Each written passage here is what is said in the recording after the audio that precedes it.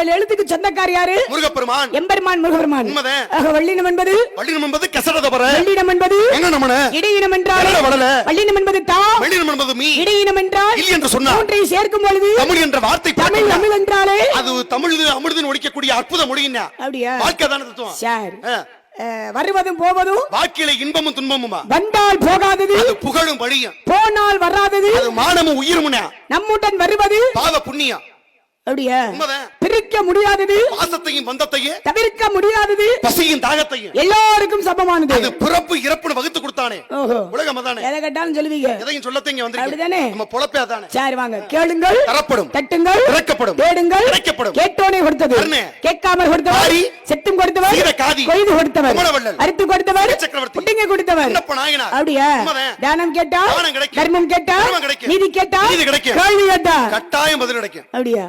ஏராளமாக கேட்டா தாராளமான பதில் பின்னால காத்துக்கிட்டே இருக்கு. பின்னால காத்திருக்கா உங்களோட காத்திருக்கா? பின்னால இருந்தா சொல்ல முடியும். அப்படியா? பின்னால வார்த்தை தானே வந்துகிட்டு இருக்கு. வாங்க பேசுவோம். சரி சரிங்க. ஆக இதிகாசம் இரண்டு. நீங்க நல்லது. ஒன்று ராமாயணம் மற்றொன்று மகாபாரதம். உண்மைதான். இந்த நாடகம் நடக்கக்கூடிய நாடகம் என்ன நாடகம் தெரிஞ்சுக்கலாமா? வள்ளி திருமணம் என்ற புராண நாடகம். ஆக ஸ்ரீ வள்ளி திருமணம். உண்மைதான். அப்படிதானே?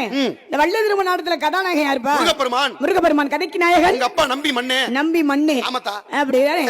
வேற ஒண்ணும் இல்ல. முருகப்பெருமான் நீங்கல்ல, முருகப்பெருமானுடைய தந்தை யாரு? முருகப்பெருமானுடைய எம்பெருமான் சிவபெருமான். சிவபெருமான் எத்தனை முகங்கள் உண்டு? சிவனுக்கு மொத்தம் 5 முகம் உண்டுனா. 5 முகங்கள். ஆமா. சிவபெருமானுக்கு 5 முகங்கள் உண்டு. என்னென்ன முகங்கள்? ஈசானம், தத்புருஷம், அகோரம், வாமதேவம், சத்யோஜாதம். இந்த 5 முகம் ஈசனுக்கு உண்டுனா. அப்படியா? இப்ப அஷ்டமா சித்துக்கள் என்பது எத்தனை? அது 8க்கு வடிநாகம். 8க்கு பேர் என்ன? அனிமா, மகிமா, லகிமா, ஹரிமா, பிரபத்தி, பிரகாவம், ஈசத்துவம், வசித்துவம். இது மொத்தம் 8 வகையான சித்தன் வகுத்து கொடுத்தானே பெருமையோடு. கலைகள் என்பது எத்தனை? 64. 64. உண்மைதான். தத்துவம் என்பது 96. தர்மம் என்பது 32. ஆகமங்கள் 28. வேதங்கள் என்பது 4 இருக்கு. அப்படியா? உண்மைதான். எதை கேட்டாலும் சொல்லுவீங்க. அதையும் சொல்லতে வந்திருக்கேன். யுகங்கள் என்பது 4 இருக்கு. 4க்கு பேர் என்ன? கிரேதா, திரேதா, தோபரா, கலியுகம். மொத்தம் 4 யுகம் பூமியில கொடுத்தேன். ஆக கிருதாயகம், திரேதாயகம், துவாபரகம், கலியுகம் இருக்கு. கிருதாயகத்திலே நடந்தது ஹரிச்சந்திரங்கத, திரேதாயகத்திலே ராமாயணம், துவாபரகத்திலே மகாபாரதம், கலியுகத்திலே கண்ணன் கதை நடந்துகிட்டு இருக்கு. அப்படியா? ஆமா. பின்னாலே வந்தது மகாபாரதம். பின்னாலே வந்தது ரெண்டு இடத்துலயுமே வந்திருக்கு. பின்னால அப்படியா? இங்கேயும் சீதை நாடு வந்திருக்கு, அங்க பாஞ்சாலி நாளே வந்திருக்கு. அங்கேயும் மண்ணுக்கு அடிச்சுக்கிட்டாங்க. இங்க சுக்ரீவனோட நாட்டை பிடிங்கிட்டு போனால இங்கேயும் மண்ணுக்கு வந்திருக்கு. போல பேசுறீங்க. விஷயம் இருக்குல்ல. சரி. அப்புறம் என்ன?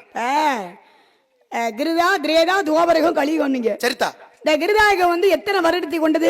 கிரேதாயுகம் என்று சொல்லக்கூடியது 17,28,000 வருஷம் கொண்டது. திரேதாகம் என்பது 12,96. துவாபரகம் என்பது 8,64. கலியுகம் என்பது 4,32. ஆக மொத்தம் கூட்டி பார்க்கும் 43,20,000 வருடங்களை கொண்டது அந்த யுகம். இது என்ன கணக்கு? இது ஒரு சதுர யுக கணக்குன்னா. உங்க அப்பா பிரம்மனுக்கு ஒரு நாள் ஒரு பகல் முடிவெட்டினா. அப்படியா? சரி. இப்ப ராமாயண காவியத்துல சரிமா கதாநாயகன் யாரு? ராமன். கதைக்கு நாயகன் யாரு? கதைக்கு நாயகன் ஆஞ்சநேய பெருமான் இருக்கார்ல. ஆக கதாநாயகன் ராமன், ஆஞ்சநேய பெருமான் கதைக்கு நாயகன். சரி. அப்படிதானே? உண்மை.